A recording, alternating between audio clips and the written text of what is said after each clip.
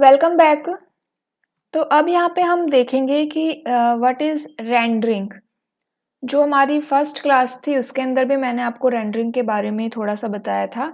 तो आज रेंडरिंग के बारे में हम थोड़ी और यहाँ पे इंफॉर्मेशन लेंगे। एंड इससे पहले जो हमने क्लास की उसके अंदर हमने interactive graphics and passive graphics के बारे में समझा था।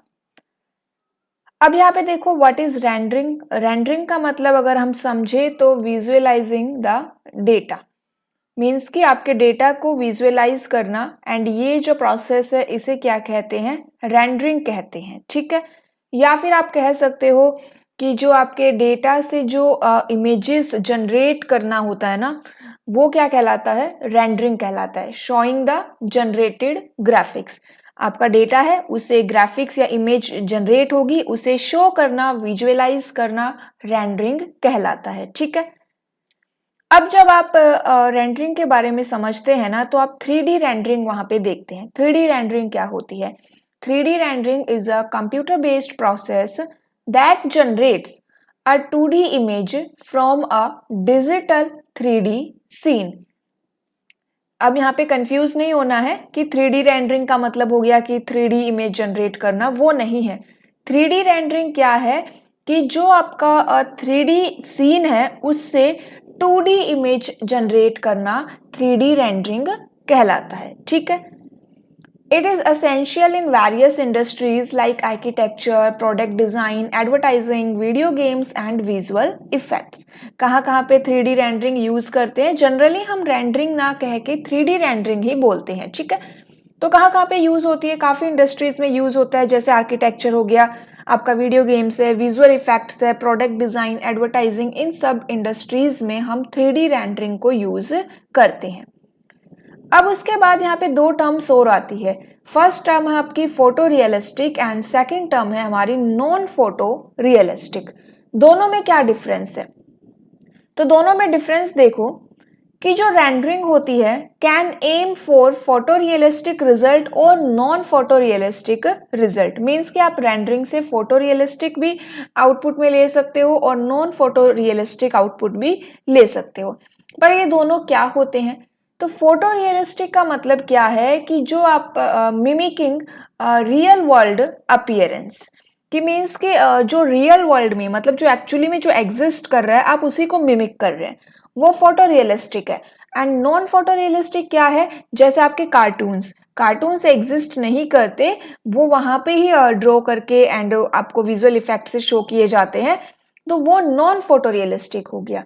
फोटो रियलिस्टिक जिसमें रियल वर्ल्ड को में जो एग्जिस्ट है, अपीयर है, उसको मिमिक किया जाए। नॉन फोटो रियलिस्टिक जैसे कार्टूनिश हो गया, स्टाइलाइज्ड हो गया। ठीक है, अब यहाँ पे नेक्स्ट आता है कि अगर हमसे पूछा जाए कि क्या रेंडरिंग करने के लिए कोई स्पेशल सॉफ्टवेयर हार्डवेयर की रिक्वायरमेंट होती है, तो हम क्या कहेंगे? होती है। ठीक है, अगर हमसे ये ट्रू फॉल्स स्टेटमेंट में पूछ लिया जाए। Rendering can be done using dedicated software और hardware, with some software relying on the CPU. कुछ सॉफ्टवेयर आपके सीपीयू पे रिलाई करते हैं एंड कुछ सॉफ्टवेयर जीपीयू पे रिलाई करते हैं फॉर फास्टर प्रोसेसिंग। अब ये सीपीयू तो आपको पता होगा, जीपीयू में भी आप में से कुछ स्टूडेंट्स को पता होगा। तो यहाँ पे सीपीयू एंड जीपीयू की फुल फॉर्म क्या होती है? एग्जाम में कई बार सीपीयू की फुल फॉर्म तो वैसे बेसिक जो एग्जाम होते हैं जिसमें जनरल कंप्यूटर आता है उसमें पूछ ही ली जाती है, बट जीपीयू की फुल फॉर्म भी हमारे एग्जाम्स में पूछ ली जाती है। अब सीपीयू तो है आपका central processing unit, and then GPU क्या है? पीयू से तो प्रोसेसिंग यूनिट ही होता है, जी से होता है ग्राफिक्स। जीपीयू क्या रहेगा आपका? Graphics processing unit. अभी जीपीयू क्या है इसकी डेफिनेशन समझेंगे कि GPU is an electronic circuit. क्या है? जीपीयू भी आपका एक इलेक्ट्रॉनिक सर्किट है एंड ये आपकी मैथमेटिकल कैलकुलेशन परफॉर्म करता है। सीपीयू भी मैथमेटिकल कैलकुलेशंस करता है, उसके अंदर एएलयू होता है। देन यहाँ पे अभी हम जीपीयू कर रहे हैं, पहले डेफिनेशन हम सुनो। जीपीयू क्या है हमारा? It is an electronic circuit that performs mathematical calculations quickly to speed up image and video processing. ठीक है, तो ये क्या हो गया? जीपीयू हो गया। क्या करता है? मैथमेटिकल कैलकुलेशन परफॉर्म करता है जिससे कि जो इमेज और वीडियो है उनकी प्रोसेसिंग को स्पीड अप किया जा सके। कहाँ कहाँ पे यूज होता है जीपीयू? आपका वीडियो कार्ड्स में, मोबाइल फोन में, पर्सनल कंप्यूटर में हम इसको यूज करते हैं, गेमिंग में यूज होता है, आपका आर्टिफिशियल इंटेलिजेंस में भी जीपीयू यूज होता है, साइंटिफिक कंप्यूटिंग में यूज होता है, मशीन लर्निंग में जीपीयू यूज होता है। ठीक है, अब यहाँ पे देखते हैं कि जीपीयू किससे बनता है। जीपीयू आर किससे बनता नहीं, कहाँ पे बिल्ट होता है? तो GPU are built on silicon wafer. जैसे आईसी के लिए सिलिकॉन चिप होती है ना, उसी तरह से जीपीयू कहाँ पे बिल्ट है? Silicon wafer. ठीक है,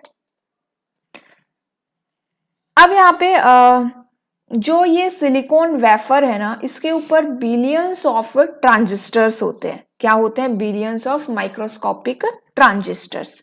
एंड ये जो ट्रांजिस्टर्स है act as a miniature gates. जो गेट्स क्या करते हैं कि जो इलेक्ट्रिसिटी का फ्लो है उसे कंट्रोल करते हैं। ठीक है, तो ये क्या हो गया, हमारा जीपीयू के बारे में थोड़ा सा हमने समझा। जीपीयू को हम वीडियो कार्ड्स भी कह देते हैं, ग्राफिक्स कार्ड्स भी कह देते हैं। ठीक है, तो समटाइम्स जीपीयू को वीडियो कार्ड्स और ग्राफिक कार्ड्स भी कहा जाता है। तो ये क्या हुआ, हमारा जीपीयू हो गया। एंड अगर इंटीग्रेटेड जीपीयू की बात करें तो जो आपका विंडोज होता है, विंडोज में जो मदरबोर्ड है उसके ऊपर इंटीग्रेटेड जीपीयू बिल्ट ऑन रहता है। ठीक है, integrated GPU are built on Windows motherboard. अब ये तो इंटीग्रेटेड हो गया, उसी के साथ क्या होता है, डिस्क्रीट जीपीयू भी होता है। एंड जो डिस्क्रीट जीपीयू होते हैं are larger than the integrated GPU and use the more power. ठीक है, तो इतना हमें समझ में आ गया। चलिए अब हमारा टॉपिक डिस्कस करते हैं। जीपीयू के बारे में देख लिया हमने। अब यहाँ पे आती है रेंडरिंग टेक्निक्स। अब यहाँ पे कुछ टेक्निक्स है, इनके बारे में ज़्यादा डिटेलिंग में यहाँ पे डिस्कस नहीं करेंगे, लेकिन अगर हमसे पूछ लिया जाए कि ये कौन सी टेक्निक है, स्कैन लाइन क्या है, जेड बफर क्या है, तो हमें पता होना चाहिए कि ये रेंडरिंग टेक्निक्स है। डिटेलिंग में जब ये हमारा टॉपिक आएगा तब हम डिस्कस करेंगे, अभी सिर्फ हम यहाँ पे एक ओवरव्यू सा ले लेते हैं। तो फर्स्ट जो आपकी टेक्निक है वो है scan line. And scan line आपकी ट्रेडिशनल रेंडरिंग टेक्निक है। ये क्या करती है, कैलकुलेट कंप्यूटर ग्राफिक सरफेस। क्या कैलकुलेट करती है? कंप्यूटर ग्राफिक का सरफेस कैलकुलेट करती है। An algorithm that rapidly creates images that work on a row based rather than pixel based basis. इसके अंदर हम जो एल्गोरिदम यूज करते हैं, जो इमेजेस क्रिएट करती है, वो किस पे काम करती है? रो बेस्ड पे काम करती है रेदर देन दी पिक्सल बेस्ड। ठीक है, only processes the area with in the camera field. कैमरे में जितना एरिया आया है, कैमरे मतलब जब आप फोटो लेंगे तो कैमरा फील्ड जो है आपका, उसमें जितना एरिया आया है उसी को केवल ये प्रोसेस करती है। सेकंड आता है जेड बफर। जेड बफर क्या है आपका? ये भी एक रेंडरिंग टेक्निक है। Is a 2 dimensional data system used for depth calculation and storage. Z buffer किसके लिए यूज हो रहा है? डेप्थ कैलकुलेशन और स्टोरेज के लिए। फिर नेक्स्ट आता है shading and lighting. Shading and lighting technique क्या करती है? ये मैनिपुलेट करती है लाइट एंड डार्क लेवल्स। ठीक है, काफी बार होता है कि हमें जो सॉफ्टवेयर इफेक्ट्स आप यूज करते हो उसमें करते हो ना, अपनी इमेजेस को लाइट एंड डार्क लेवल उसका सेट करते हो, तो वो है आपका शेडिंग एंड लाइटिंग। नेक्स्ट हमारा है टेक्सचर एंड बम्प मैपिंग। ये क्या करती है? Display colour, material and object details. फिर एक यहाँ पे आता है ray tracing and ray casting. Ray tracing are useful rendering technique for creating natural lighting effects. कहाँ पे यूजफुल है ये? जहां पे आपको एकदम नेचुरल जो लाइट आती है ना, वो इफेक्ट अगर आपको क्रिएट करना है तब हम रे ट्रेसिंग को यूज करेंगे। It simulates natural light using specific algorithms and generate realistic virtual rays such as casting shadow and reflection on an object। अब जब आप नेचुरल लाइट की बात करते हैं तो यहाँ पे ये शेडो भी क्रिएट करती है, रिफ्लेक्शन भी शो होता है, तो वो सब यहाँ पे होता है। तो जब भी आपको नेचुरल लाइट का इफेक्ट लेना है तो यहाँ पे हम कौन सी टेक्निक यूज करेंगे? रे ट्रेसिंग यूज करेंगे। जेड बफर आपकी डेप्थ कैलकुलेशन एंड स्टोरेज के लिए यूज होती है। स्कैन लाइन हम क्या करते हैं? रो बेस्ड पर काम करती है। ठीक है, तो ये हमारी कुछ टेक्निक्स है। ओके, तो ये क्या था, आज का हमारा टॉपिक था रेंडरिंग। एंड नेक्स्ट क्लास में हम क्या डिस्कस करेंगे, आउटपुट डिवाइस जो है उसके अंदर हम क्या यूज करते हैं, कैथोड रे ट्यूब, CRT। तो उसके बारे में हम डिस्कस करेंगे। Okay, thank you.